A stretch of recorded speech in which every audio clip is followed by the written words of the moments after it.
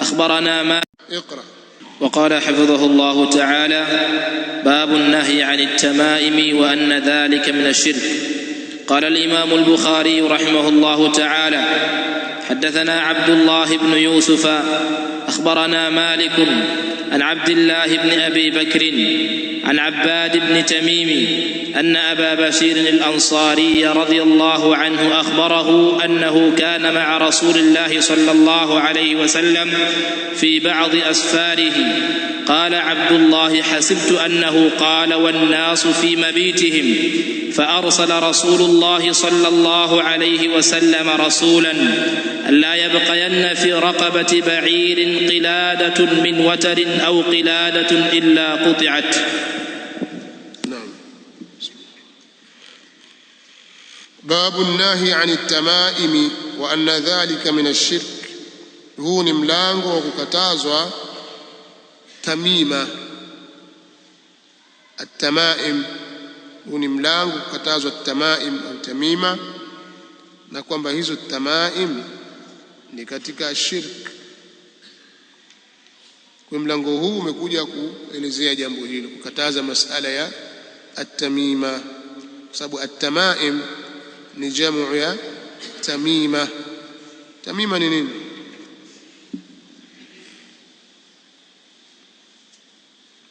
التمائم ni jamu ya tamima, wa hiya ma yuallaqu ala almarid au ala alatfali, nao ni kile ambacho hufungwa au hutundikwa mgonjwa au akafungwa mtoto mdogo, min alwada'i, miongoni mwa zile kome,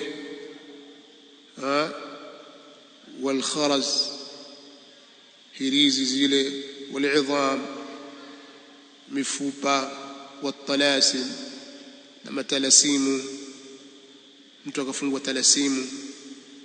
Talasim inakuwa ni michoro fulani hivi,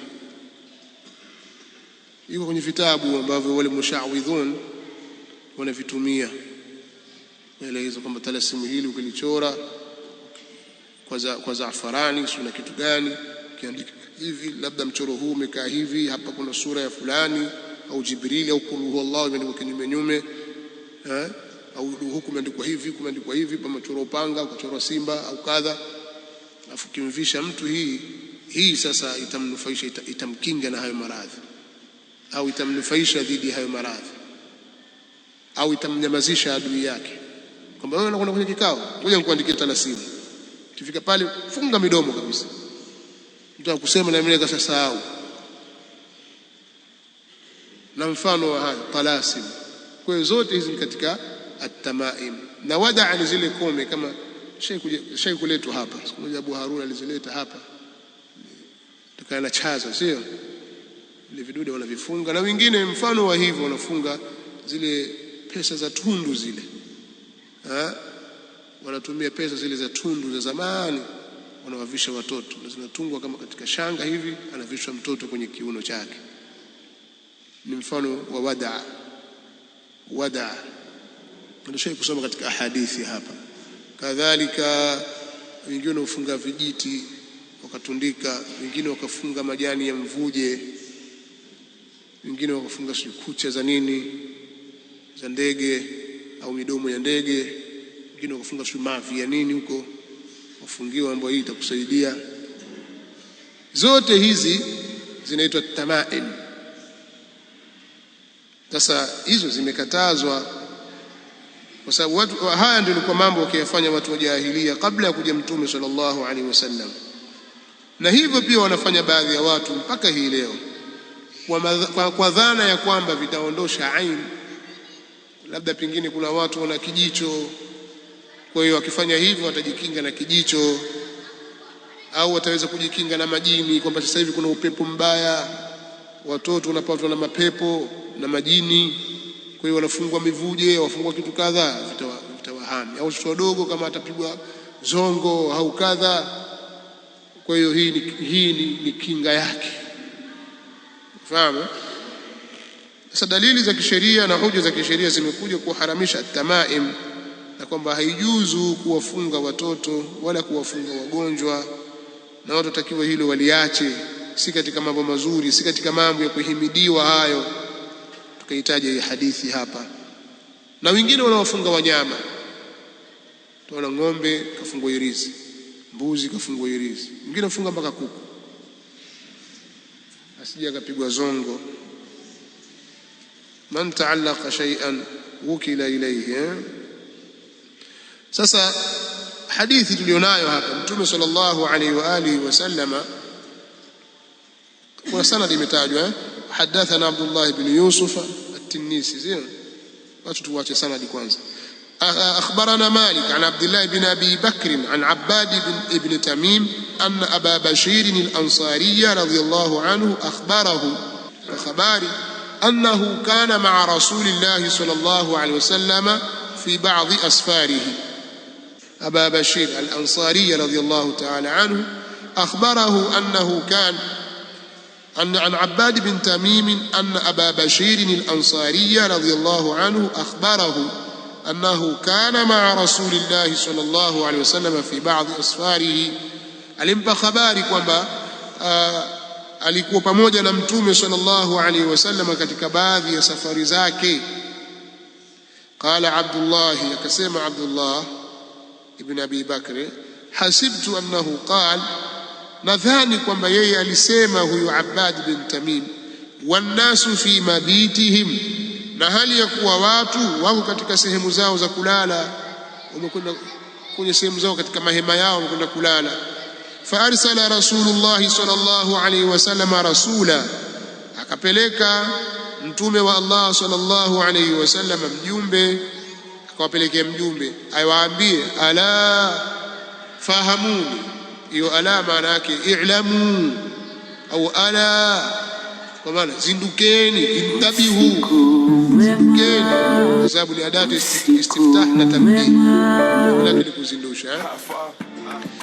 Ala au imekuja alla kwa tashdid, kama iko ni alla yabqa itakuwa ya nahi, pana an mukhaffafatun min athqila, pana an ambayo ni mukhaffafatun min athqila, kwa hiyo imefanywa idghamu katika la an-nahiya.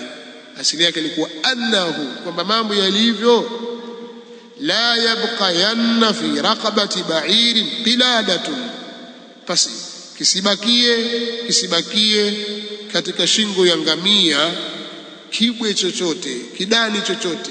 Vibwe ni vile vinavyofungwa wanyama, walqalaida, tulisoma katika suratul Maida. Qalaida, vibwe ni vile vinavyofungwa kama vidani, wanafungwa wanyama kutiwa alama. Sasa isibakie katika shingo ya ngamia kidani chochote, kwa sababu ngamia havai kidani, kile kinaitwa kibwe. Min watarin au qiladatun, ambacho tutokana na watar. Watarin ni uzi au kidani chochote au kibwe chochote, illa quti'at, isipokuwa kikatwe.